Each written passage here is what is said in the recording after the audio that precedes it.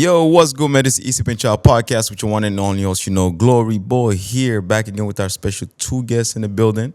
And if you haven't done so, go ahead and hit the subscribe button. Don't forget to like, comment, and share this video. I'm gonna put the information in the link in the description below. So listen, I'm gonna continue to work as hard as I can, as I mentioned, to bring a lot of different guests with different life experiences, different career paths, and just have a conversation because we do really need that. In our community, we don't get to sit down and have a conversation. And it's very important to learn from others, their experiences. It helps us keep moving forward.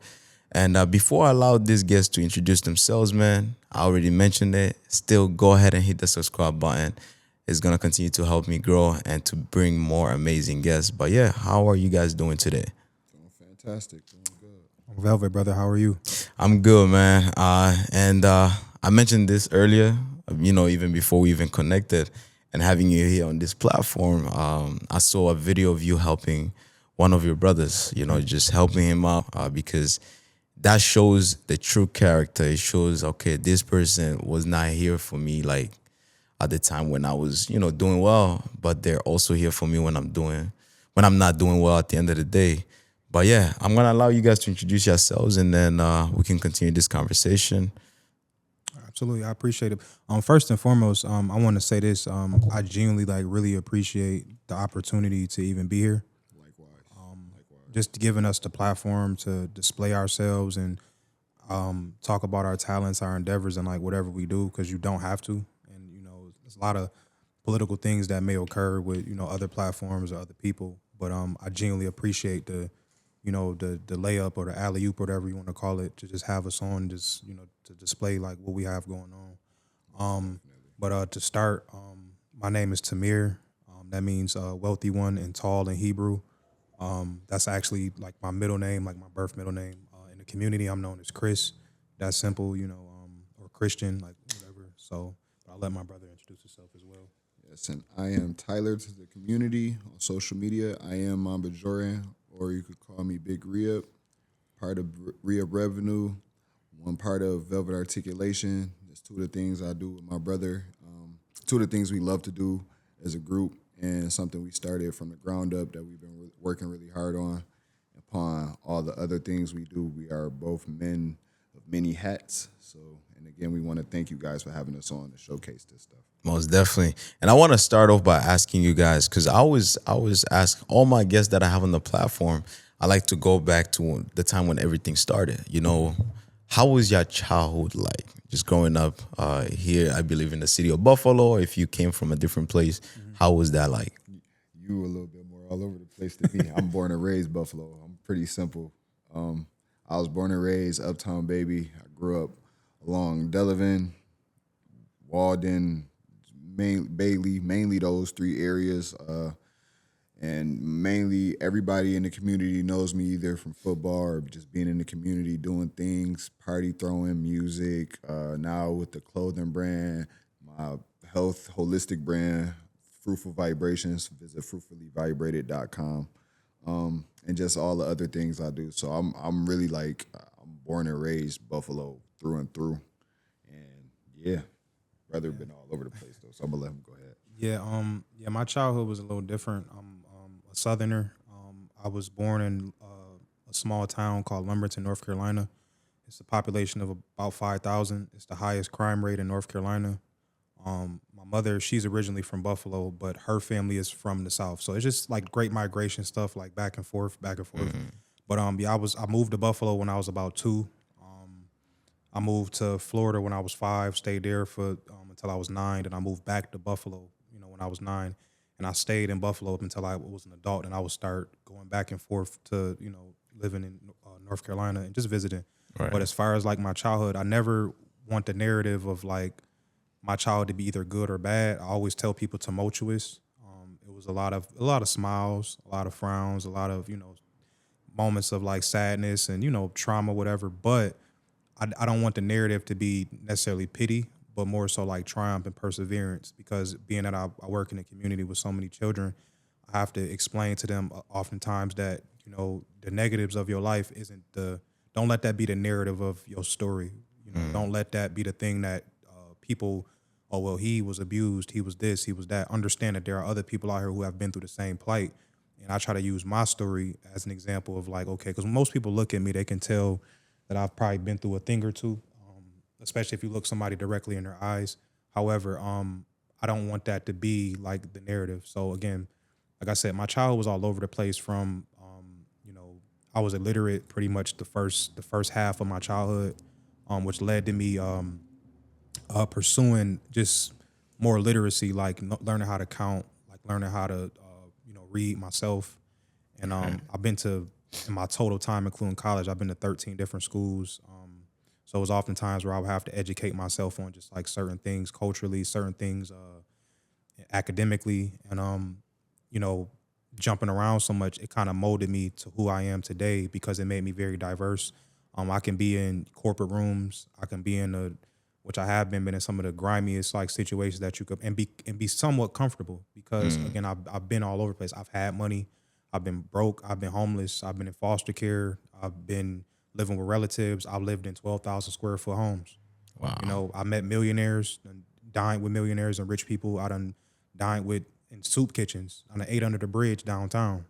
So it just shows you like the variations of where I've been. So when I'm meeting people, I always have to disarm them by letting them know like we're all people. We people Right. first. So don't never let someone's possessions or the situation that they're in determine like how you view them and how you treat them. So Right.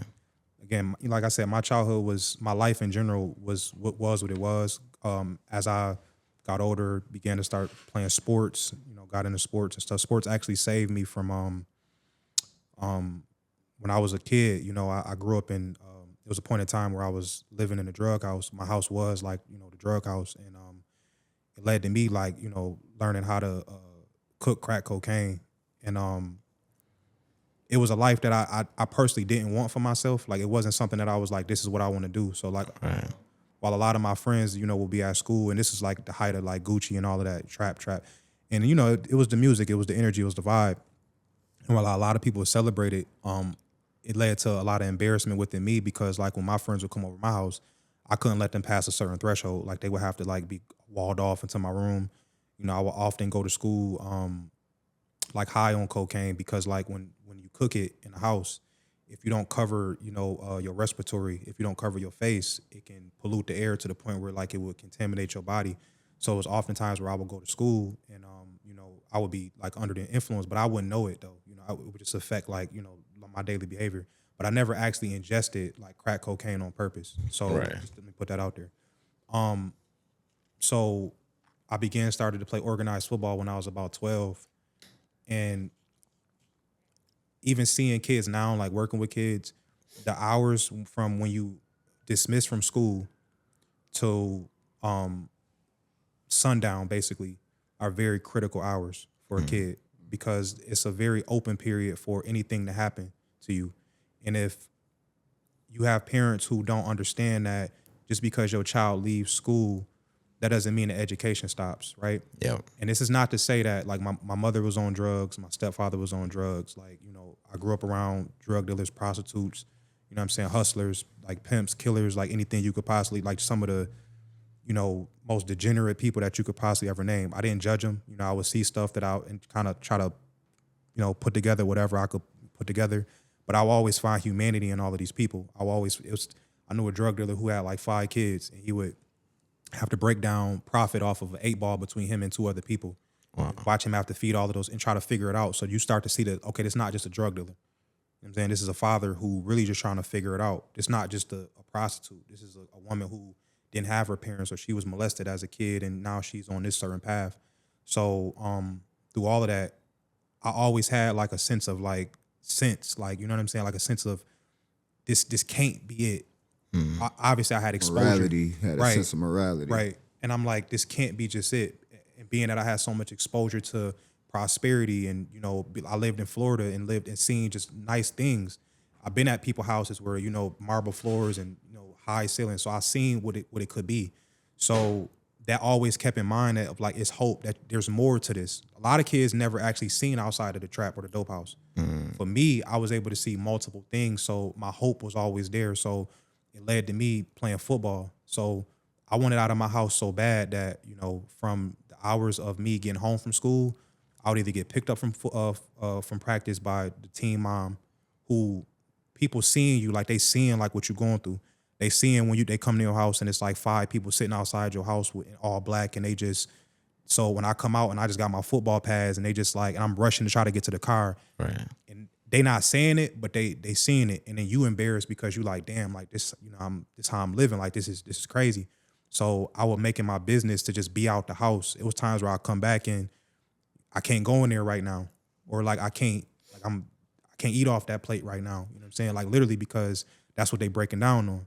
So I would make it my business, like I said, to just not be home at those hours because I wanted something more for myself. So football directly saved me from the streets. If we had an after school program when we went to me and him went to grammar school together, I would make sure I was in after school because I didn't want to go directly home. So it was times where I would go home and I would be locked out, so I have to sleep in the hallway, or I have to, whatever, go somewhere for a couple hours to where, I can't until somebody open up the door so they finish what they doing. So as I got older, the friend of mine that you met or that you saw me in the video, who was actually supposed to be here today, I'm gonna tell you how small the world is and how things come full circle. The interview that you did with Jahad and Thomas Gant is his father. Wait, really? Absolutely. Damn. That's how small the son that he talked about. That's Wow. his. They're related. Like that's his son.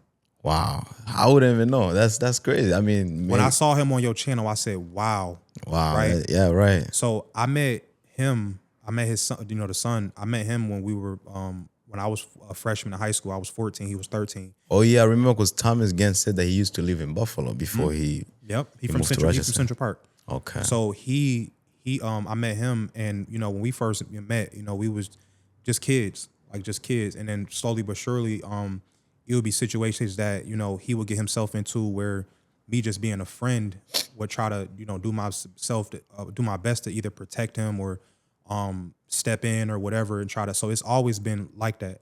And I'm not trying to big bro him or nothing, but me and him have very similar upbringing. So I would always like try to. When he found out that I was living the way I was living and how I would handle myself, because you would never know. He's known me for years, but a lot of this stuff he never even knew because of how I carried myself. You would never. That's why they say the people that joke the most, check on your funny friend.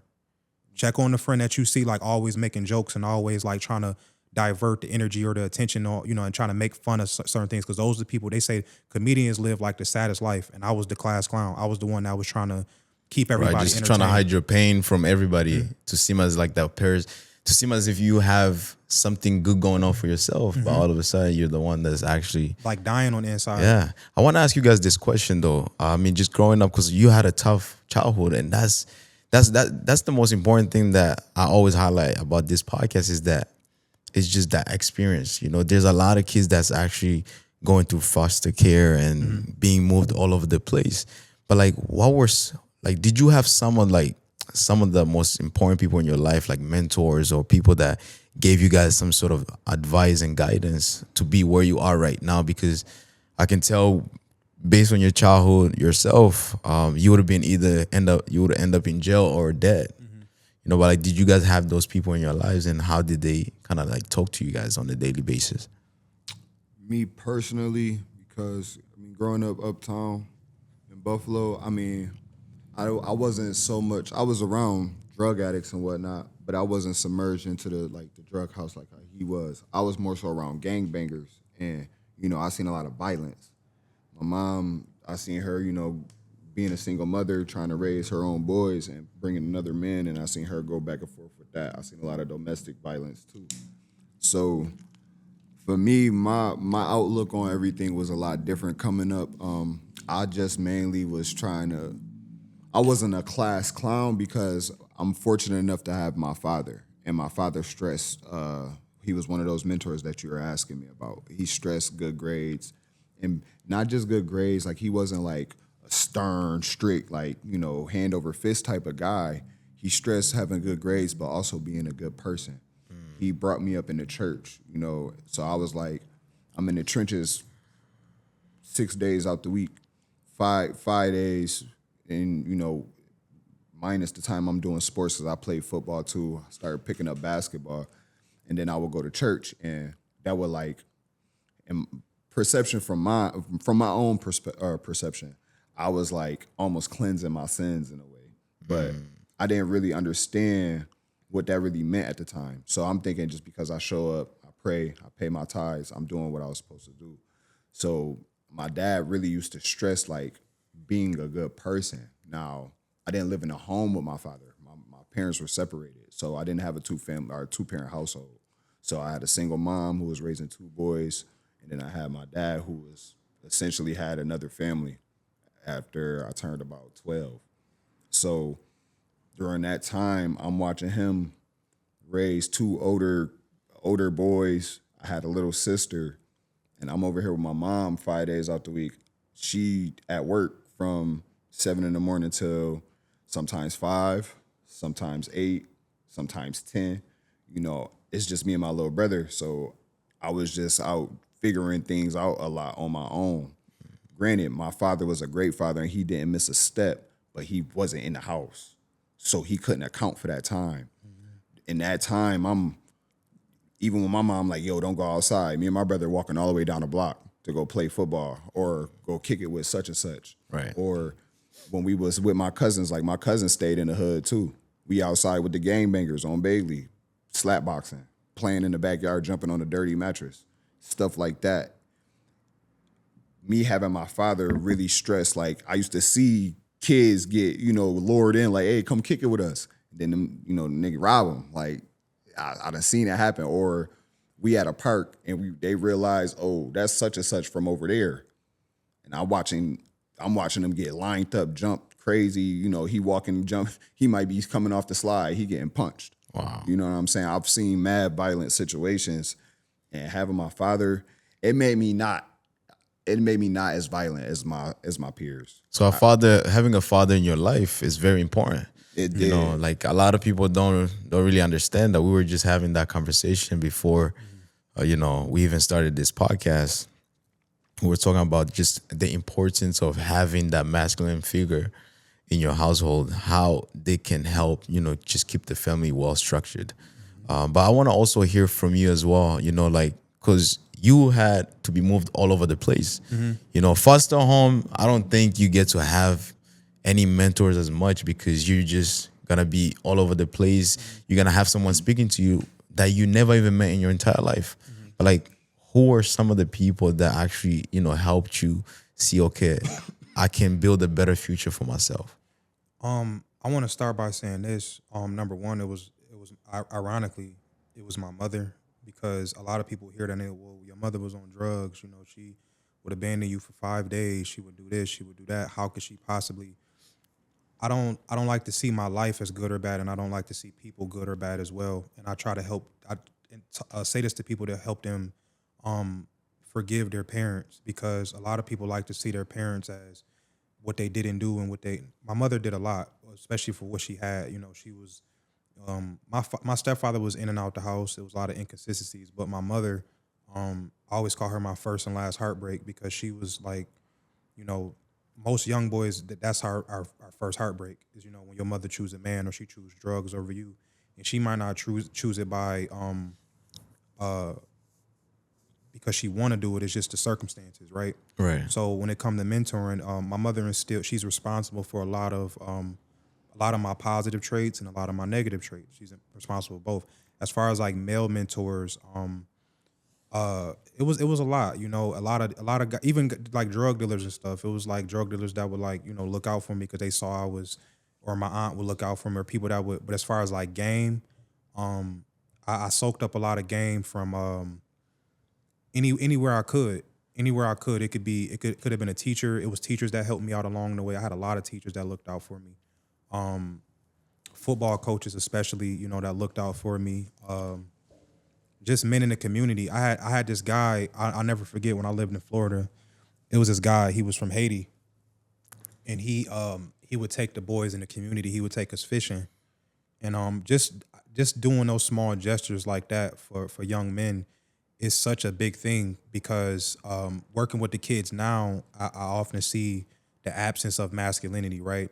So for me, I could say not having consistent, like, because I didn't meet my biological father until I was 23.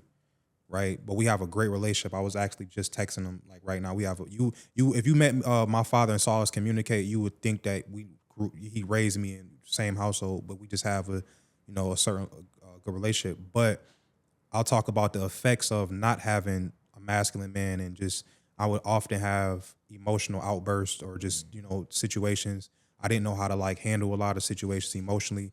I didn't know how to deal with women in certain situations. I didn't know how to. I genuinely just sometimes don't know how to connect with women or with people because of the deficits that the inconsistencies I had. I stress stoicism with men. I stress stoicism. I'm not saying just ignore your problems, because that's not what stoicism is. It's just that don't react to them so hasty. Don't be so emotional every time you're inconvenienced or something don't go your way. Sometimes as men, I think in today's society, our mental health is a priority, right? So everybody, it's this big campaign for especially men of color for us to focus on our mental health, work on ourselves. But I think a lot of men fall into the trap of like, okay, let me submit to everything that I feel, which leads to a lot of feminine actions and characteristics. No, whatever happened to you isn't your fault, but how you respond to them is your responsibility. That's where you need to take accountability at. And sometimes if my man see me and he see me just acting irate and just, there's no use for me. There's no use for irate men who can't compose themselves. What's that saying? The most dangerous man is the man that can control his emotion. Absolutely. And I like how you mentioned that. And I also wanted to bring up the point. You mentioned the Haitian man that used to take you guys fishing. Mm-hmm. I'm sorry to get off track, but did you guys see on the media the coach that was suspended because he would give students Teddy Bridgewater. Yeah, he would give them like meals, buy them meals, pay for their Uber, so that way they could be somewhere that they're safe. Mm-hmm. What's your take on that? Because I didn't agree with the fact that he was suspended, and I feel like he should just never go back to that school. He was suspended because he was successful. It wasn't about what he was doing for the kids. Because when he was doing that from the bleachers, it wasn't a problem. Right. It only becomes a problem once you. I had this conversation earlier or yesterday with my sister. The situation that Deion Sanders is going through, right? Where Deion Sanders been the man literally since before all of us were born. I was born in '95, so I don't know how old everybody else is, but always been the man. So he didn't become a problem until he stepped into the white man space and began to do certain things that weren't aligned with the status quo or whatever you're supposed to do. And now you look at his son and they carrying it on, right? Which is just nepotism, right? But as far as the situation with Teddy Bridgewater, it doesn't become a problem until this man is successful. So now you probably got the opposing coaches like, oh, he got a bag because he played in the NFL, right? So he got the money to fund these kids and do things and, get them Ubers home, pay for meals and stuff, whatever. And I'm like, we want a more productive society. Right. We want kids to be nurtured and to be taken care of, right? We want to have a healthier community to where we can all be safe and thrive. Where do you think those kids are going to end up from those hours that I just talked about, from the time you get home from school to the time that the sun goes down? How do you think their mind is going to react if they haven't eaten? Nobody asks them how their day was. They don't have no transportation. He was suspended, bro. Suspended. I didn't even hear about that. That is crazy. So basically, I'll explain it. So basically, Miami Northwestern. I went through something similar, but that's crazy. Yeah, it was suspended. So the reason why I would highly recommend him leaving that school, or even creating a separate team on the side where he can train those those students and help them go somewhere far, is because I played soccer my whole life, and when I came to the United States, this wonderful man, bro, he helped us. He would take us to practice and back home practice. He would pick up everybody from their own homes, take us to practice. We didn't pay him no gas money, nothing. He was white too. He did everything out of his kindness. Even till today, I can still go to his house. He still have kids that he's helping. And I'm like, when you have someone like that, look where I am today. I'm not in the streets or anything. He helped me even go to college. I played Canisius University. I played soccer there. He helped me get to that point as well. And when you have someone that's willing to mentor, that's why I mentioned. I brought up the point where did you guys have anybody in your life that that helped you guys create a better future for yourself? when you have someone like that, why take that person for granted, as especially like as an organization? Why do you want to see the youth fail rather than I allowing the actually youth have to insight on win? that because I have recently just went through somewhat similar situation. Long story short, my last employer let me go because of negligence or suspected negligence. They did the investigation and seen that there wasn't any anymore, but due to other things that I may have been involved in prior, they didn't want another situation to come up. And so they just decided to part ways. Now, I don't hold it against them. I don't feel any type of ill will about it or anything, but it put things in perspective because at the time when I was going through it, it really like, it hurt me because I thought I found my career path. And I'm an entrepreneur. I've been an entrepreneur. I was self-employed for a while, way before I even found that occupation. Now, me finding an occupation that I actually liked doing, that I was impactful, found duty in, felt fulfillment in, those things, losing it, having taken from me for something that I never did, Right. it messed with my mind. Then I thought about it, being as that the reason was they didn't want another situation to pop up. I had to think like, maybe my personality wasn't meant for that institution. Maybe the way I did things was too far out for them to grasp and see that you could still get whatever type of results you were trying to get. Because essentially, I was working at a school with high school kids, troubled high school kids who had, and I'm not talking like, they can't pass math. I'm talking like they damn near can't count types, just to be, I'm probably being a little bit exaggerated, No, you're not exaggerating. but I had to deal with Because you kids went through the same situation. Well, no. Because you had to teach yourself. Oh, mentioned yeah, that. yeah, yeah, yeah, You yeah, know? yeah. So- yeah. being that person, because I homeschool my actual children. My 5-year-old daughter has been counting since she was like 2, ABC, shapes, colors since she was 2. Wow. So I'm helping these kids, but they not seeing me as the teacher or the authority. They seeing me as a big bro trying to, look out.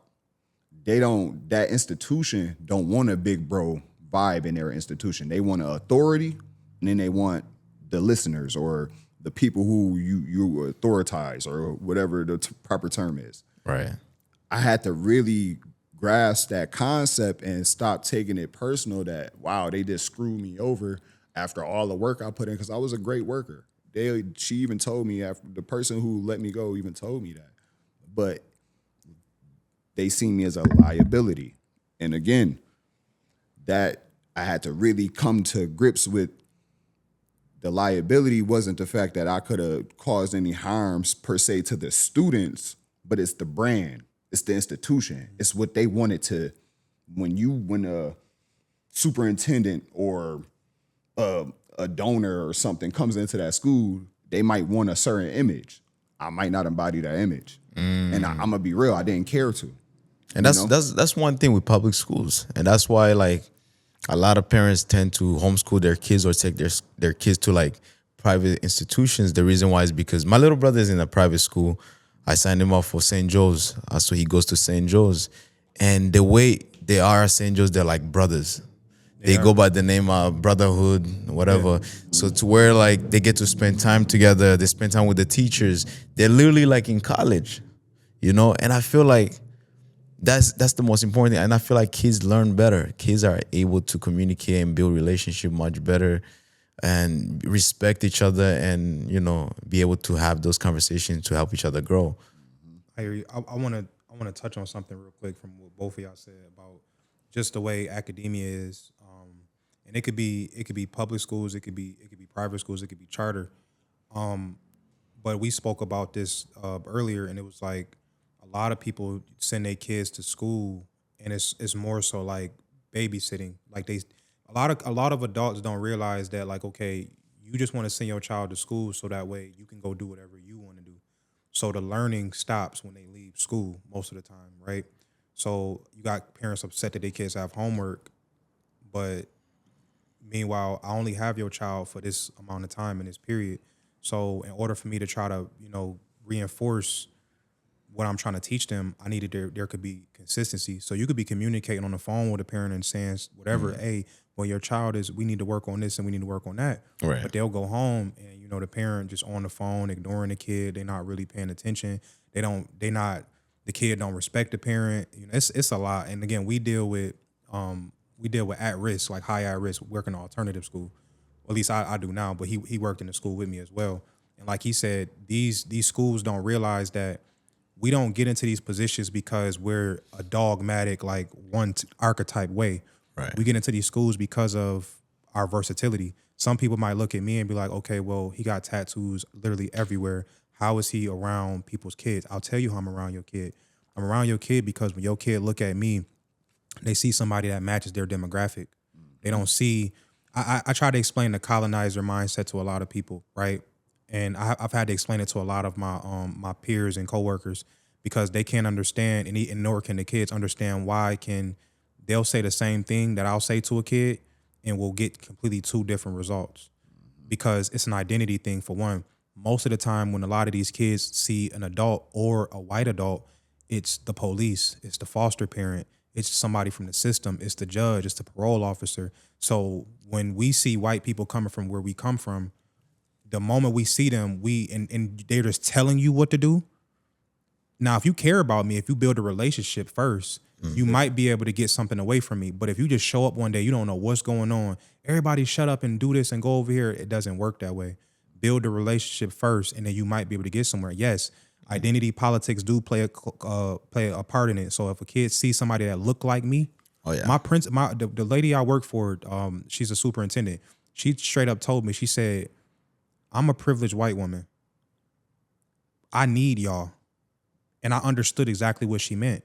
That's fine. This is why community is important. This is why black and white, everybody, we need each other.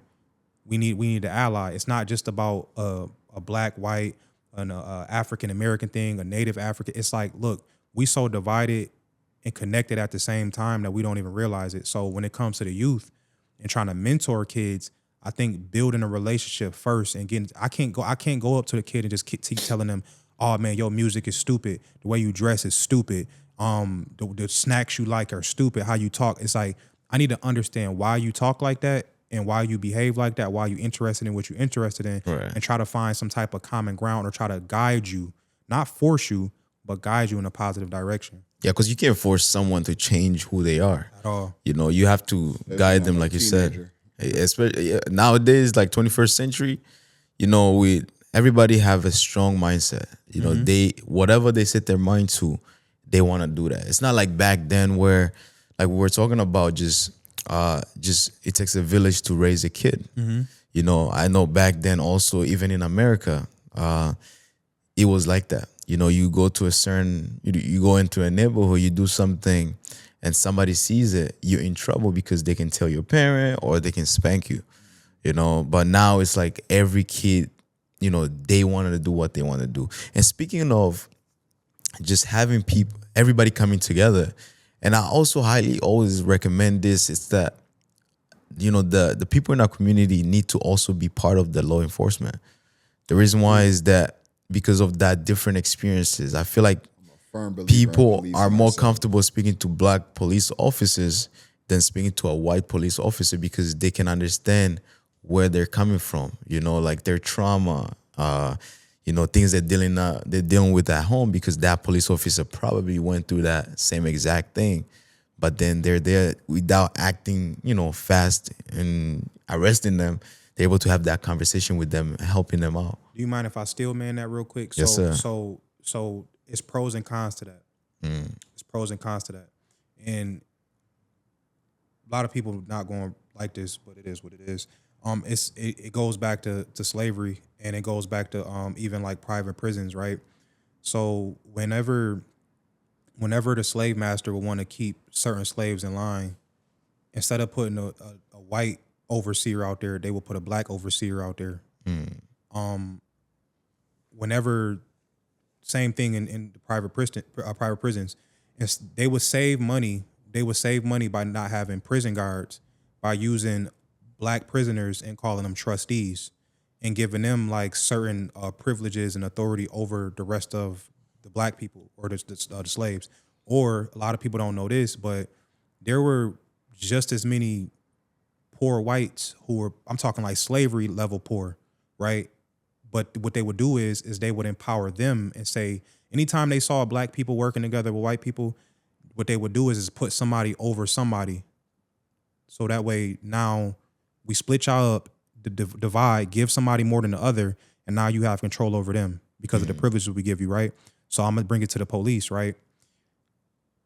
I've had more positive experience with white police than I have with black, right? And I'm gonna show you why. Because it's certain black people that put that uniform on, and either they're told this or they assume the role that, okay, I have to keep these niggas in line. Because if I don't, then my white counterpart's gonna be looking at me crazy. Get your people in line. This is why we hired you. We need you to keep govern your people and keep them in check. I've had a situation where like I got a white and black cop pulled up on me, and the most hostile one was the black cop, like literally for no reason. Like, and it wasn't a, I'm not the guy, when I get pulled over by the cops, I'm not the guy to say, why you pulling me over? Why you act, I'm trying to make it home. Amen. I don't have the pistol in my, I don't have the authority in this situation. So how can I make it home? My registration, my license, and my insurance is all in one thing. I pull it out, take the keys out the ignition, and I put my hands out I shouldn't have to do that, but the times we are in, and not just for my safety, but for the officer's safety, I understand that he got a job to do that. When he has a family to go back to. Exactly. And how many times, they don't show the video, they show the police officers killing a person. They don't show the dude who trying to escape a warrant, who rolled that tinted window down, who shoot the cop because he just trying to get away. So I understand that you overworked, you underpaid, and you angry. Most of the average cop is on some type of antidepressant, some type of, medication or mental medication. So these are the people that are out here policing people before we start to say who should be policing, right? So when it comes to us policing ourselves, it should also come with a certain level of dignity and respect. So that's just all I want No, I to say. 100% agree with that, bro. My point was just, just having our people also to Absolutely. be part of those kind of organizations. And also you made a great point. There are people that do take advantage of that to try to bust someone around because they're the same color and it's same exact thing. A lot of the police officers that pulled me over were always white, and I've had great experience with them just because I follow the rules. I did what I had to do. Like you said, I don't have to do it, but I had to do it for my safety so I can go home back safely. It's almost like the white police officers, at least me too, like being pulled over. Like I just recently got pulled over and I didn't even realize like my license wasn't all the way correct. And the white guy was actually kind of pissed because I ran a stop sign in the school zone. You know what I'm saying? Now, granted, it wasn't any kids out, so I didn't put anybody's kid in danger. But nonetheless, like he could have really like, get out the car. Like it's over for you. It's over. He let me. I was 5 minutes away from my house. He let me drive the car. He's like, park it. Don't get back in it. And it's almost like they approach you as if like, I don't want you to feel like I'm being aggressive because I don't want to hear all of that. Oh, why you talking, or you're doing too much as a cop? Why? What's your badge number? Like they deal with a lot of that stuff now, being as that people record, got body cams, Right. and I feel like more recently the white cops that approach me are a little bit more leery about their approach, Yeah, 'cause they especially know me what's being a they know big what's going black on. guy. You know what I'm saying? Yeah, they Oh know yeah, what's because they going don't on. want to be seen. Because like you mentioned a great point. Like when people post a video, they don't show the part where the whole thing started. One prime example is the one guy that did go viral for posting a video. The police did make a mistake too. The police was out of control. The cop that punched the window and punched That them. was actually He should have crazy. never done that. Yeah. But also when I watched the whole video, how everything started. I don't know if you guys saw it from the police body cam. I think that guy should have never made it seem like he's a threat. Because the way he opened the door, the way he was sitting down, a lot of these police officers, some of them don't have self-control. It's always gonna be bad apples at all times. But like some don't have self-control. I've had chief of the police office or chief of the police beat district on the podcast. We talked about, like what do you guys do in order to train police officers when it comes to like self-control and, just being patient. And I highlighted that those are the key things that they have to teach, because a lot of police officers, like we're talking about, not living in our community, gonna all of a sudden think this person did open the door like this, acting like this. He might have a gun in the car. Let me react a certain way, or let me feel as if I'm in power and I can control him as much as I can. And I was like, man, there was few things there that could have been, de-escalated, avoided. First, don't ever open your door Yeah. right away, and don't ever sit as if you're hiding something. And if your window is not, if your window cannot open, just tell the officer you can go on the other side and I can open that window. A lot of things would have been avoided, and there was two sides to the story that could have saved, everybody's viewpoint. I totally agree. Because that's what I was gonna mention too, being at his window can, and I tell a lot of these young dudes, stop thinking that like the camera and recording people and you just, I'm gonna record and I'm gonna still act irate and hostile, and that's gonna save me from getting to where I need to go. It's like in this situation right now, you need to tuck your tail, put your pride to the side, and I'm not saying that the officers were right, even after he did what he did. It wasn't right for them to literally punch him in the Punch him, face. yeah, Like they- several, Yeah, that even was after they wrong. slammed to the ground, broke his window. That was OD, right? However, some of these videos I see, I'm just like, why are you so hostile? Like, what is the, like you said, slinging your door open? You don't move until because they could just shoot you for just no reason, and they can do whatever they want to you for no reason. or It would have spin looked a like he narrative. was about to flee. Exactly. So you need to, like I said, Can't be doing that. why are you driving the car? The window broke. Why are you driving the car and your license ain't straight? Because your license wasn't straight. You understand what I'm saying? Like we have to stop being mad at the police for doing their job. You driving somebody's car or whoever car this is, and your plates and your license ain't straight. You go do something or something happened, then it's just like, okay, what now? You understand? So it's just like, make sure that you get into it. I understand, bro. I've been in situations where my license was suspended, or my tag, whatever. It happens, and you trying to get to work and you don't got the money to. You just trying to get through and get by. That's fine, but you need to understand the consequences that's going to come with that. And I think that we got to stop looking at everybody with a badge that way, because, like you said, it's bad apples. It's not every cop. Not these is people with families. They just trying to make it home and trying to do right by. Now you do have psychopaths and assholes that yeah. do what they do. That's of course, and police have to do the same. You have to stop dehumanizing people because they don't look the way that you want them to look, and this and that. So Yeah. it's just full circle. Everybody got to do better. Most definitely, bro. I feel like that's gonna save so many people. It's gonna save so much energy. But Saved me that day. most definitely, bro. But like the most important thing that I also had you guys come on this platform is to speak about your businesses. Absolutely. And those. Fun part. And I like when people, especially in our community, are able to understand, okay, I can do this for myself. I can develop some sort of an asset and use it for my own advantage. So I'm not working and killing myself, working overtime and so on to try to feed my family when, as you said, you have a kid. You need to have time to spend with that kid, because the most important time to spend with your kid is at home. Because when they leave the house to go to school, that's their second parent. But like, how did you guys come up with the idea of saying, you know what, I want to be an entrepreneur. I want to start my own business. I think both of us, just the instability of the workforce, the pandemic, the pandemic really like opened up a lot of people's eyes. But prior to that, I was already making detox. Like I was already making detox drinks before the pandemic. Like I was already stressing to people about, because I was learning this stuff, and I kind of go through the same thing that everybody go through when their eyes kind of get open for like, okay, well, when I learn something, everybody need to know it as well. So you get frustrated of like, why don't they want to prioritize this? And it's just like, they're not supposed to. God gave you the vision for you to have it. So again, I started making detox right before the pandemic. Him and his lady were making like sea moss around the same time. So we both were able to capitalize on. I need some CMOS, bro. Tap in. We got it ready. Got you. Yes, sir. Oh, for sure. But and that's another thing. We try to one stop wellness shop, and him and his lady. They have fruitful vibrations, and at some point you'll meet his. Visit fruitfullyvibrated.com. Of course, and they have everything from like yoni steams, black sea oil, sea moss, elderberry, black soaps, Massage therapy. I get massages. Book them with her too as well, which is very, very important. It's a necessity. Myself, I do cold pressed juice, but I'm also expanding to more of wellness products in general, like superfoods, skincare, hair care. That's coming down the line. But as far as the juice and the wellness, me and him, even prior to the pandemic, college, high school days, we were both living a very counterproductive lifestyle as for regards to our health.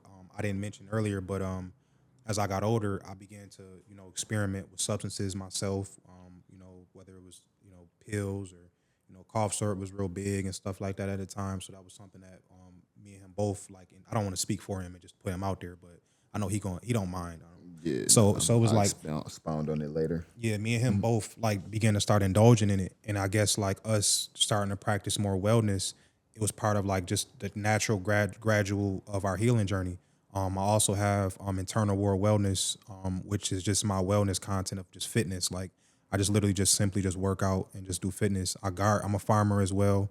I raise chickens. I grow crops. I grow herbs and food and different vegetables and stuff like that.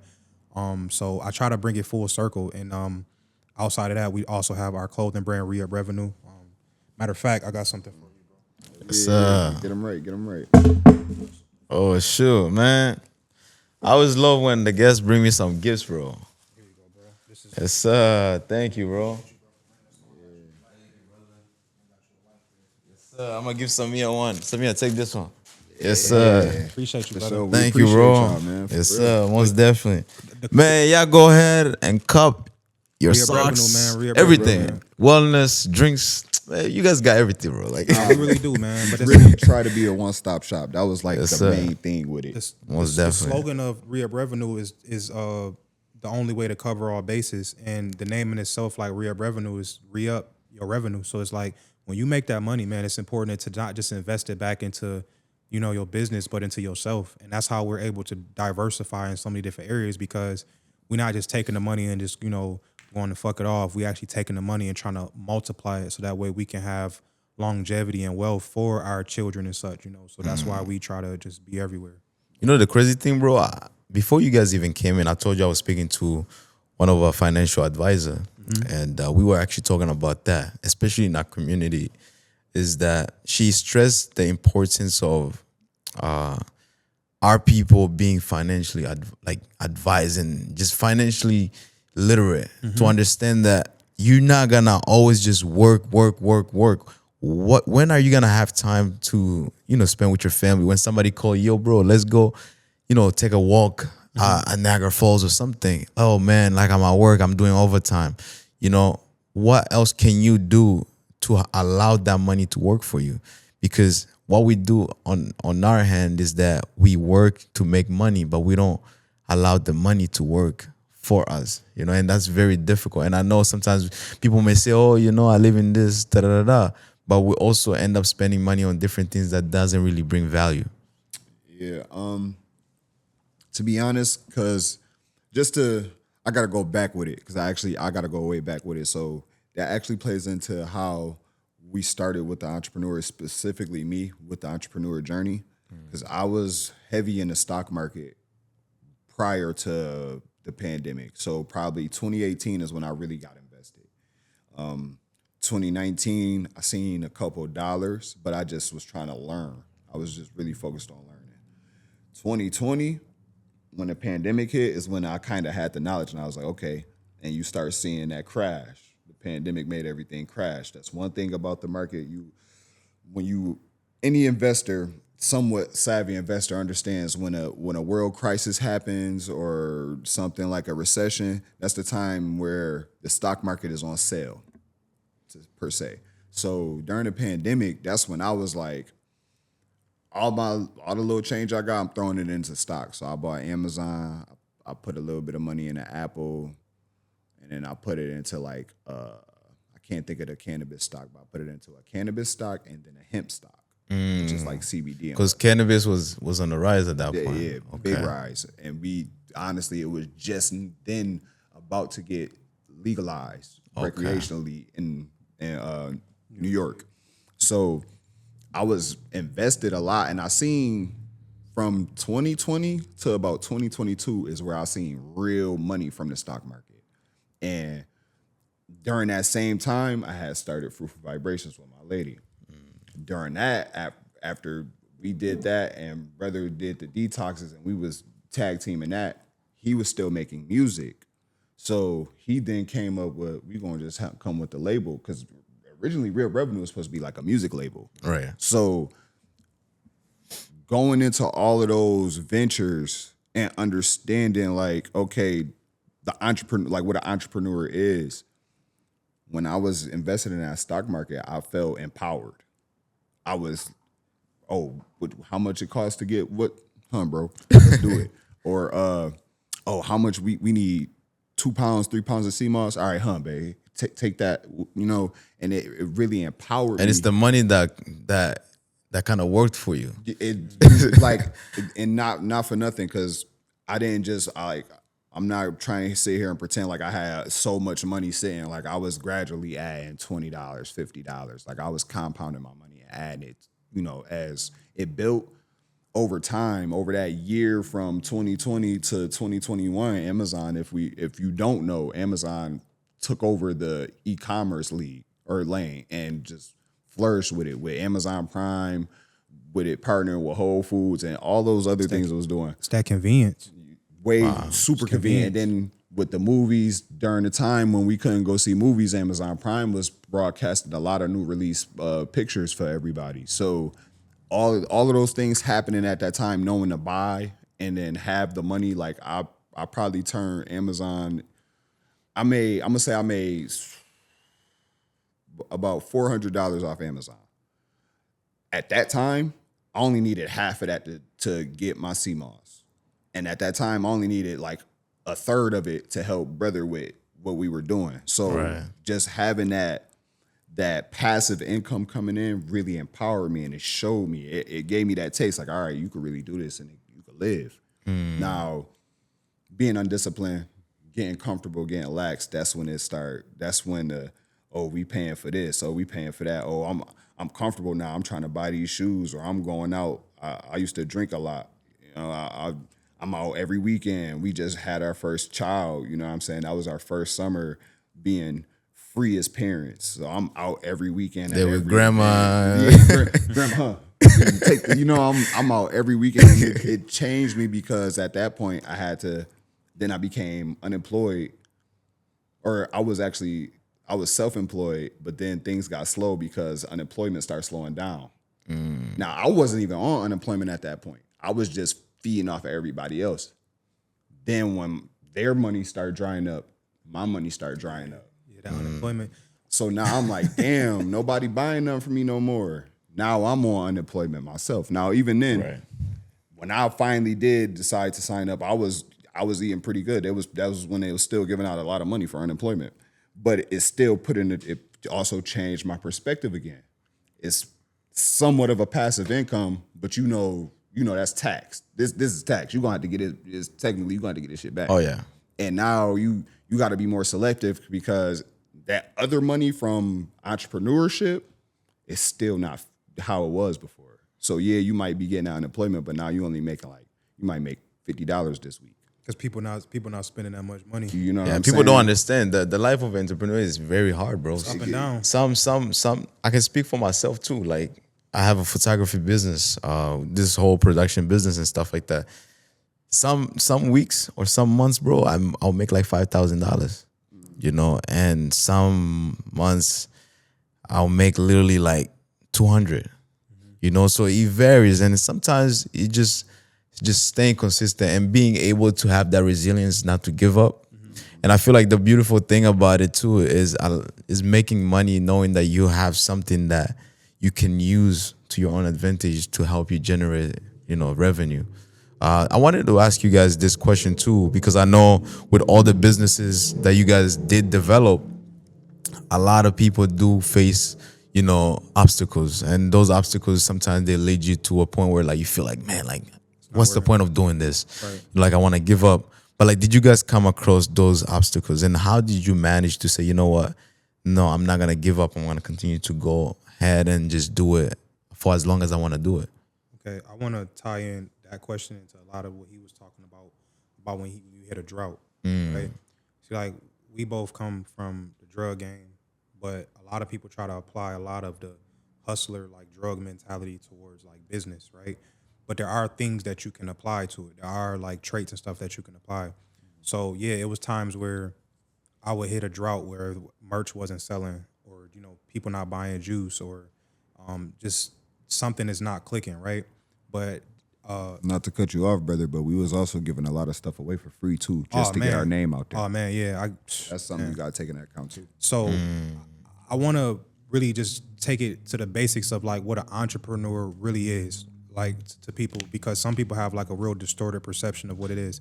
Some people think, okay, well, I can be an entrepreneur, but they don't really understand like what it really takes and when you should even claim yourself to be an entrepreneur.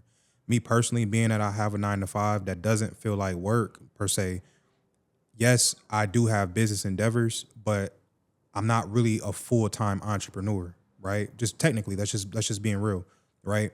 So also being an entrepreneur is like, okay, I saw this picture once where it's like, okay, you got a stand of you sell watermelons and I sell watermelons as well. An entrepreneur is you just selling watermelons, right? That's a person who just sells stuff. Entrepreneur is somebody who gets whatever they can out of whatever they have. I'm not just making watermelons. I'm making watermelon juice. I'm making like watermelon like freezy pops. I'm trying to like really maximize and really break down exactly what I'm trying to do. Also, like he mentioned about like That's game. That's game. If you really He give you guys game right now. sometimes you gotta stretch the work. And speaking of game, I want to stress, I had to pay for this. A lot of this stuff that I'm saying, I had to pay for in blood, sweat, and tears. So when I give it away for free, do with it as you will. But my thing is about hitting droughts and stuff. That's when you really need to go your hardest. You hit a drought. That's when your marketing need to be better. That's when your curiosity need to be better. Your education need to be better, because sometimes you think that you know the game that you playing when it's people that's been, imagine beefing with somebody, right? And we talked about the Drake and Kendrick beef. Imagine beefing with somebody who already 20 steps ahead before they even run up on you. Oh yeah. And they caught you off guard and you trying to throw your first punch. Meanwhile, he been in the gym training. That's what it's like trying to compete with a thorough entrepreneur, somebody who really know the game. See, you talked about mentors. So many people ain't up under no real instruction. And we have podcasts, we got books, we got the internet, we got all these different things that we can attach ourselves to, that way we can get some game, but we choose not to. But again, a lot of people playing a game, even when things change. You got AI coming. I use ChatGPT all the time, right? But you got things that's coming into play where people not really looking at the field. Brother talked about knowing the stock market, knowing what's going on socially. I tell people all the time, it's cool and like cool to say that, oh, I'm not into politics. That's fine. Then you don't really want no real paper then. You don't really want no real paper then. You mad at Trump and this person and this person and this person, but you just don't understand. They playing a different game than what you playing. You playing a game off of emotions when you need to be playing a game off of cerebral, like up here, like what it really means to do what you're trying to do. And you got these people who've been doing this for 50 years, but you don't know. So in order to prevent those pitfalls of, number one, you got to have passion. You got to be passionate about what you do. If you're not willing to, if I saw Ross say this, he was like, if you got a timeline on your success, then how bad do you really want it? If you say, I'll be 30 this year, bro, you know how many people that be like, oh, you old, or you too. No, bro, this is when life, you tell a billionaire that you 30 and that's old, they're going to look at you like you're a fool. Hey, LeBron James was in his prime at like 32 to 35. He's still in his prime, if we really want to be honest. Hey, he could still come out there and give you. He could still come out there and give you a four. Speaking of Warren Buffett, you know, like this guy was a billionaire at an old age, and he wasn't. And he was his take on life. He wasn't so invested in saying, okay, oh, I don't have that much time. You know, of course you don't have that much time, but you have the time to make things work. Mm-hmm. You know, and a lot of time we focus on just the time and put limit on ourselves. But time is limited, but we shouldn't put limit on ourselves, because there's so much things that we can do within even 24 hours. I watched this one video. This guy was talking about. He was talking about who was the founder of Apple again? Steve Jobs. Steve Jobs. Mm-hmm. He says Steve Jobs, he used a technique of throughout like the 12 hours, he will have he will have noise and like I know what don't you- know. I He know- will okay. use noise and signal. So in 2 hours, so like if he doesn't get something done that he's supposed to get done in 18 hours within 2 or 3 hours, all that space was just noise Yep. and waste of time. So like he makes sure that within 2-3 hours he gets everything that he would get done in 18 hours finished and then focus on the next day. And I was like, man, like I feel like we do allow so much noise into our lives rather than focusing on the signal. Like, what do you want to get done? Get it done as soon as possible, and then the rest is noise. That it's funny you mentioned Warren Buffett too. The reason why he's wealthy is not because he has so much knowledge. He just stayed consistent. If you read the book of The Psychology of Money, really great book. I recommend everybody get it, especially if you want to learn anything about it's like don't just learn about money, you learn about yourself, honestly. But what Warren Buffett specifically, he just consistently did the same thing for a long amount of time. And with that, it brought him to be one of the biggest investors ever in history, one of the most profitable investors ever in history. All he did was consistently do the same thing. And like how you were saying, like you can't allow so much noise in because that's going to manipulate your decision making. And that's the problem with people with financial literacy, stock markets, business decisions. It's so much noise. It manipulates your emotion, which it essentially will dictate how you make your decision. Now, that doesn't mean that you're an emotional person or your emotions is at a deficit. Nah, it just means you have to be, when making those sound decisions, especially economically or financially, you have to come with a sound, clear vision and intentions, because those things could be like you could get swayed real easily. Like it could be one look, like even when with sports betting, like I bet on UFC a lot.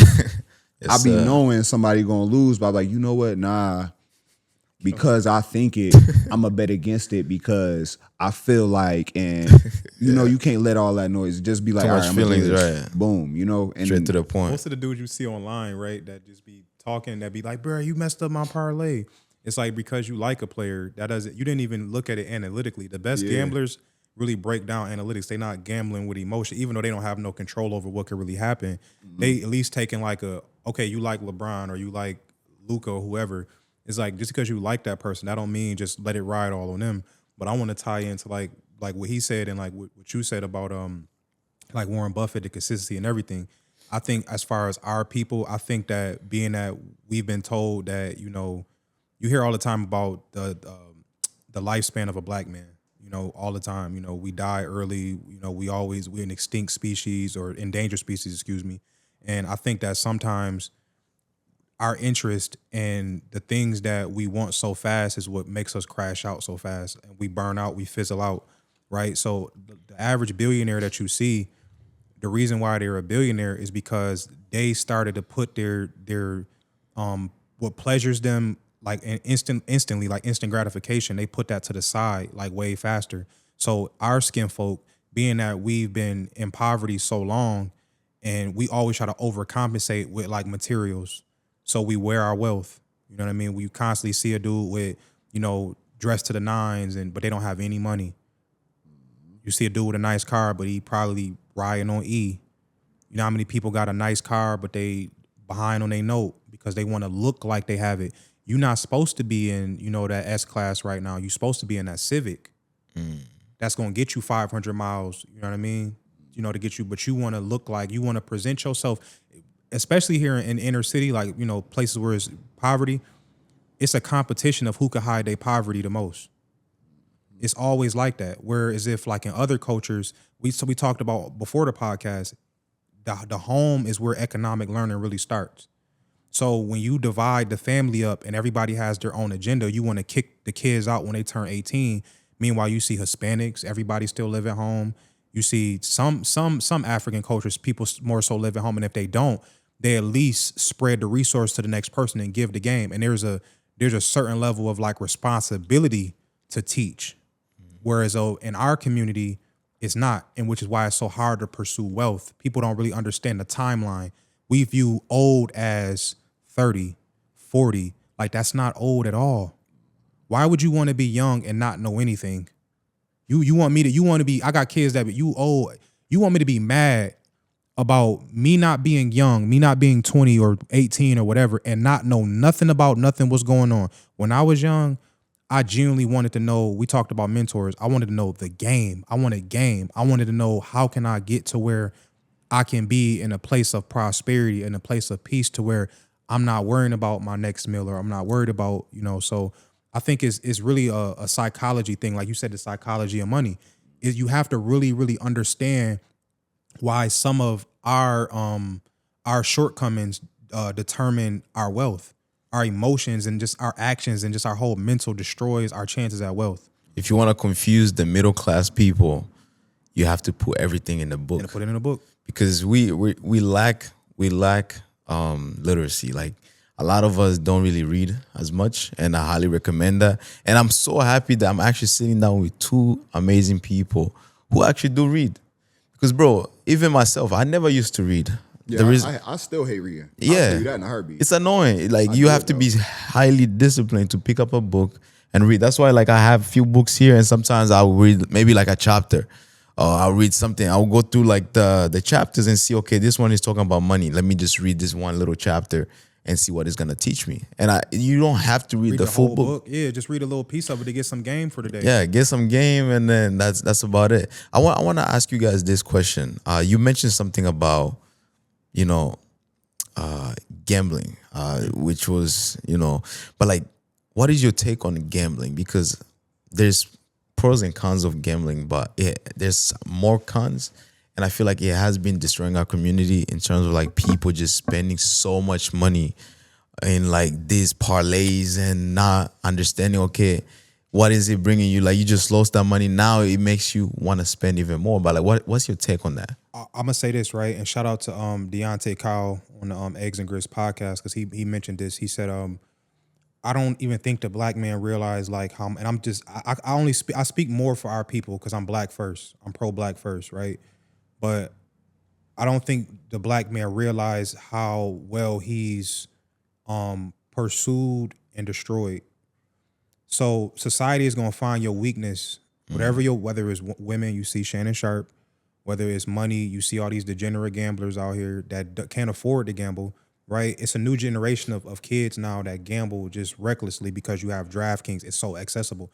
All the commercials you see is some type of pill to get you an erection, and some type of gambling ad, some type of fast food, something that's destructive to you and your community. And I don't want to be so like what's the word so woke. I don't how you want to shape that up, but it's like I think black people really have to realize our stolen greatness. Like we have to realize like what we are here and what we are really capable of if we were really to strengthen ourselves. And again, I can't speak for other cultures. Right. I can't, but I can only speak for us. So when you out here playing with your wealth, you playing with your money that you don't really have, you just got your little check from, moving the forklift around, and now you want to just go straight to the casino and just spend it all. You ain't even try to figure out how you can, double this up or do something more. You destroying yourself. I would tell somebody, right, if you like gambling so much, how about this? You work at that place, ask them if they got a 403B account for you. Not a 401k or IRA. Ask them if they got a 403B account, right? After you open that 403B account, open up a GPS account. After you open up that GPS account, they're going to start investing into mutual funds for you. You don't have to invest in the stocks and go pick up stocks for you. This mutual fund is going to find the stocks for you. This is the long game. So every time you get that paycheck, change your deduction to $100. The $100 come out your check. Every time if you get paid bi-weekly, that's $200 a month that come out your check. In another couple months, turn it up to $200 a check. Now that's $400 a month that's coming out your check.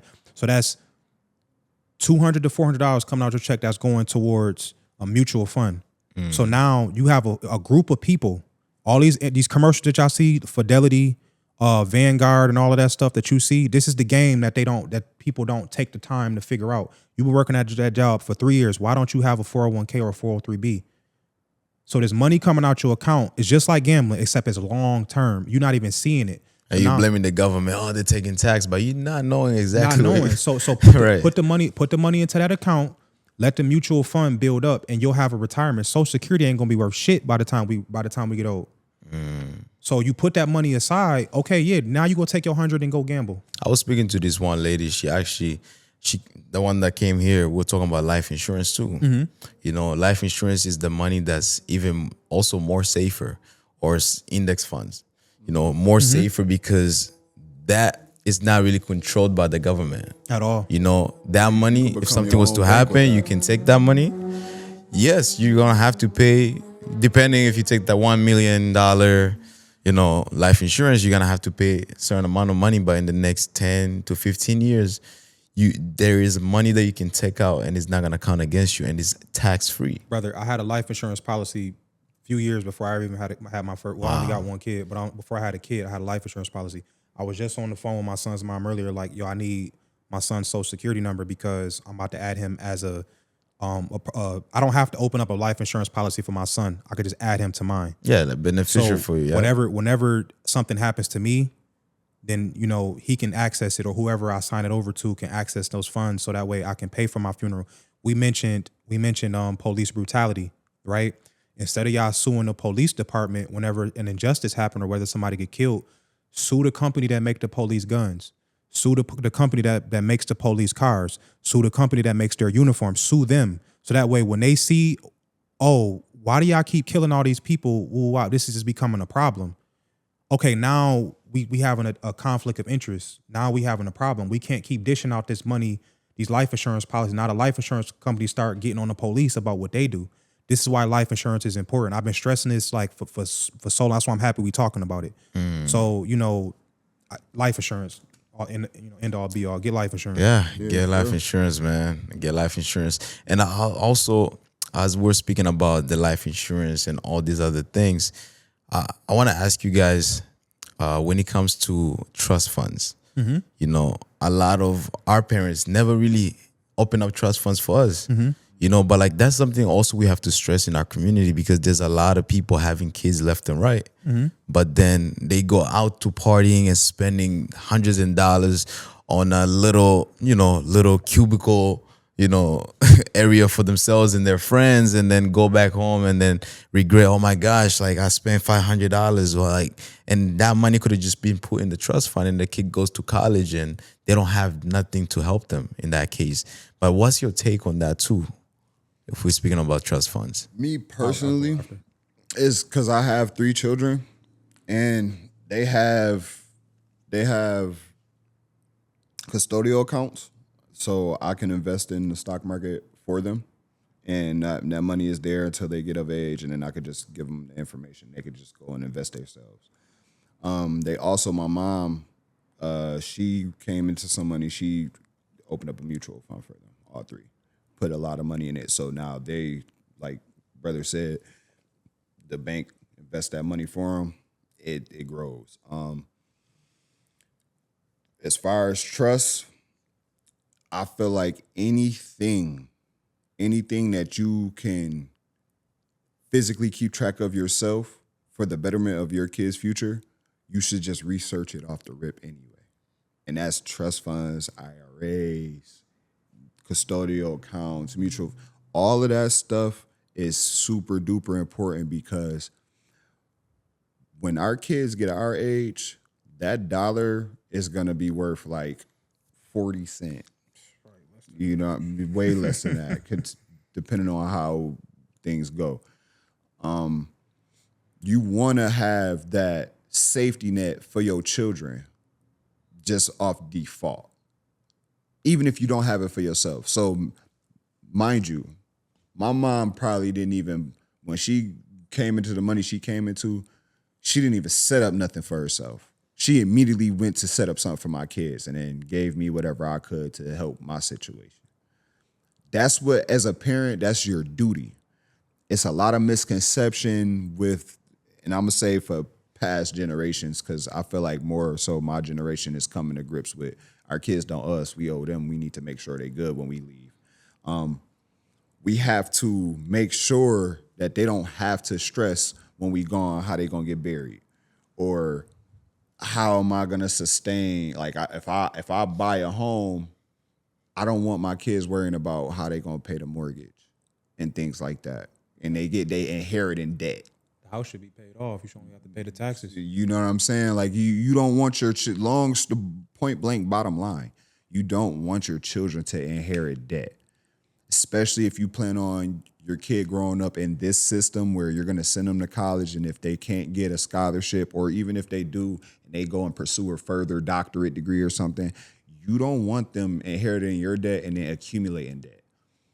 Everything what I'm talking about right now, custodial accounts, mutual funds, Roth IRAs, trust funds, those things are to keep that debt away from your child so they don't ever have to stress it. So any one of those things I named, I strongly urge everyone to research and to be honest, throw that money up, put that money up. So you can start off with $100. Yeah, man. Stop wasting money on things that brings no value to the future of your kids. Yeah. You know, me myself, I don't have a kid, but it's something that I'm learning nowadays, you know, just to kind of like educate myself, because I want to be that parent that I don't want to feel like I have failed my kids. I want to make sure my kids go to school, to college, let me say, graduate high school, and they have maybe like a nice little car, you know, to drive back and forth from home and school in case they go out of state and they want to come visit. You know, it makes a huge difference. And I think it teaches the kids also to understand that there are people there that still care for them, that want to see them, you know, flourish and be better. I want to comment on it. He said pretty much everything that I was going to say. But Yes, I'm going to sir. touch on like just a few things. I know we've been on for a long time. I'm not make it quick. So yes, it's definitely important to set your kids up right, but it's also important to teach them the process as you go along. Like kids are never too young to like. I'm gonna tell y'all a story, right? So when I was about 7, I used to I was living in Florida, and I used to go to this Taco Bell that was like right outside the apartment complex that I would live in. And what I would do is I would go around I've been hustling and trying to get to the money at a young age, but I would go around my apartment complex and I would just knock on random people's doors, and I would say, I would take your garbage from your door to the dumpster for a quarter. I didn't even know how much a quarter was worth. I didn't know. I just knew what a quarter was. And I would do that until I had enough money to get me 2 tacos. I didn't know how much tacos cost. I didn't know how to put 4 quarters to $1 because I wasn't literate. So I would go to Taco Bell and I would put my change on the counter. And whatever I put on the counter, I would just say, you know, I want 2 tacos, mild sauce, and I would probably get like a Sprite or something. And I would get that, and I didn't realize until I got older that I never gave these people the right amount of money. Never. I never gave these people the right amount of money. But the lady, whoever was the cashier, they would see me coming there frequently looking, you know, a little, I wasn't dirty, but, you know, a little boy just looking like ain't nobody really taking care of him.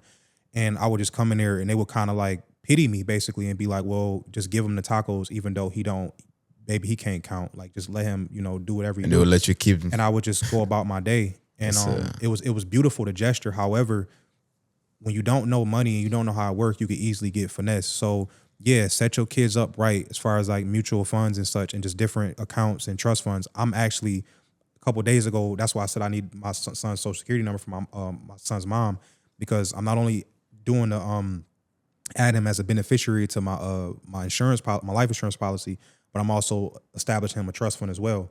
But in the process, I'm going to be teaching him the money as well, because I don't, like they say, teach a man to fish and, you know, keep at whatever, however the saying go. I want you to not need me. Like, you gonna need me, of course, but I want it to be the point where you're so autonomous as a man. You could be 16 just out here just having your way, be a 16-year-old little entrepreneur. I want my son to be so much more stable than me. And like you said, knowing that somebody still cares about them. Kids behave. I could look at a kid and just see him out on the street, and I could just tell don't nobody really, you don't feel like nobody care about you, because how defensive they get when a kid that's really protected, a woman that's really protected, they don't act out of like stress and anger. You could tell when somebody not protected, they just act irate and just, I got to protect myself because nobody here to protect me. Nobody's advocating for me. Most kids are advocating for themselves from the time they're literally 7, 8 years old. So I stress that as well. Most definitely, bro. But yeah, man, we're getting closer to the end. I'm gonna say I appreciate you guys. Appreciate You you, know, I brother. feel like Appreciate you. it was an amazing conversation to have, and shout out to you guys. You know, with your businesses and everything, and just being mentors in the community. We need people like that. You know, we need people like that, and that's the route that I decided to also take myself. You know, I've always growing up, I always surrounded myself around people like you guys, like people who are older than me who are doing something positive in the community, and that really helps me because then I look at myself, I'm like, I can help this other kid because I also do coach kids. Like I like speaking to little kids, telling them like, "Hey, do this, do the right things," and it's very important. The younger, the better. The younger, the better. You got Most to catch definitely. kids when they need us. real young. You got to catch them when they real young. Yes, sir. Most definitely. But yeah, man. So just before I end this conversation, I always want to ask my guest this: what motivational or inspirational thing would you like to say to the youth? Because there's a lot of kids who are struggling to find those mentors in their lives. But like, what few things would you like to say to them to help them keep, just to keep pushing and to just never give up on their dreams? Actually, I just recently posted a video of me talking about consistency. 4 years ago is when I started Fruitful Vibrations, the holistic brand my holistic business I have with my woman.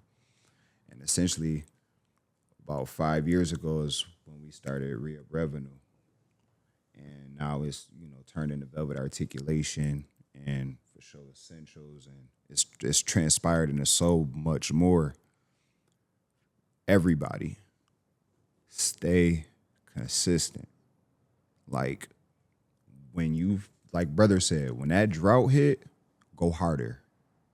Don't tuck your tail. Go smarter. And go smarter. It get tough. It really do. Like, trust me, I had to go through it while having mouths to feed. It gets really tough. When it gets tough, though, the tough get going. And I don't mean to be cliche or corny. Like, stay consistent, stay perseverant, stay diligent.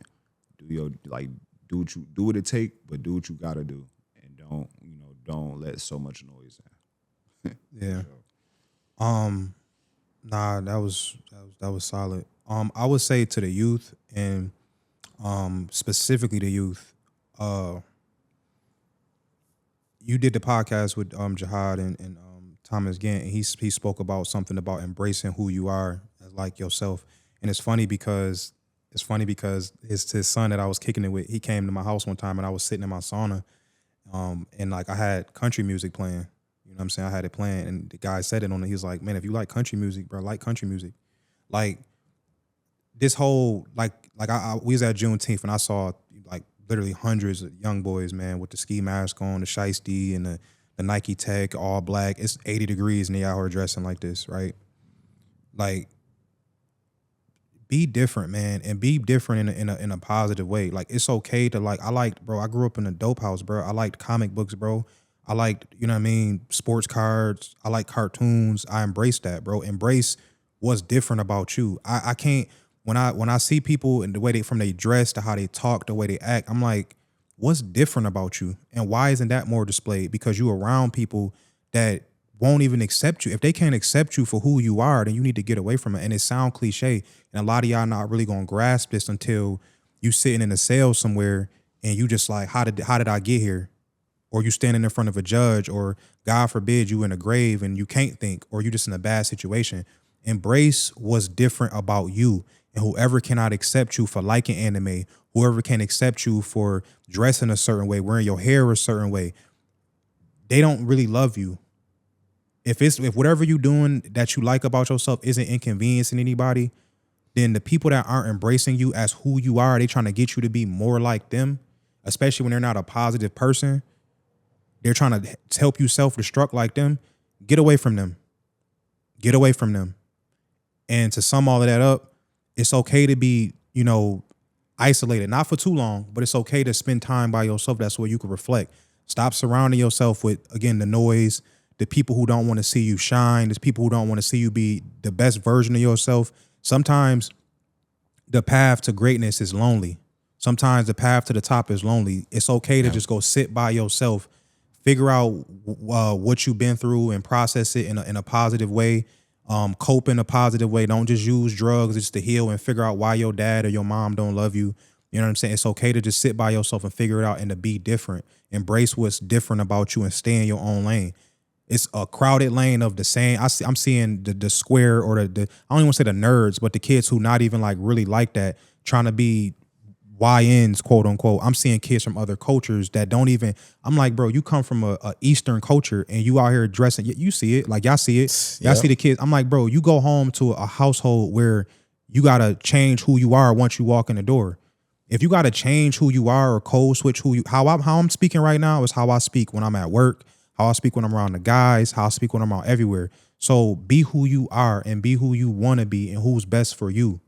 And that's pretty much all I got for y'all, man. Yes, sir. And just to finish off, man, those people that don't accept you for being different or being yourself are the ones that when you're sitting in that cell are not gonna be calling you. Because you gotta pay to call. Right? Yeah. Hey, bro, I don't got the $20, bro. I don't got the 20, bro. You like, man, can you put some on my books, bro? Go on Facebook and tell everybody free me. And they not gonna check on your mama or your kids. Or Nothing. They're They're gonna be right in your girl inbox. Like, hey, here I Hey am. guys, yo, make smart choices, man. Once again, appreciate you. If you did enjoy this episode, man, y'all go ahead and hit the subscribe button. Don't forget to like, comment, and share this video. And listen, I'm gonna put everything in the description so y'all could go ahead and check out their businesses, their Instagrams, and so on, so we can all keep growing and elevating as ones. Thank you. Subscribe. Like and subscribe, man. ESIP Chat Podcast. Yes, sir. Appreciate y'all fellas, man. Yes, Appreciate sir. y'all, man. All Thank love. you so Peace, much peace. for bringing us by, bro.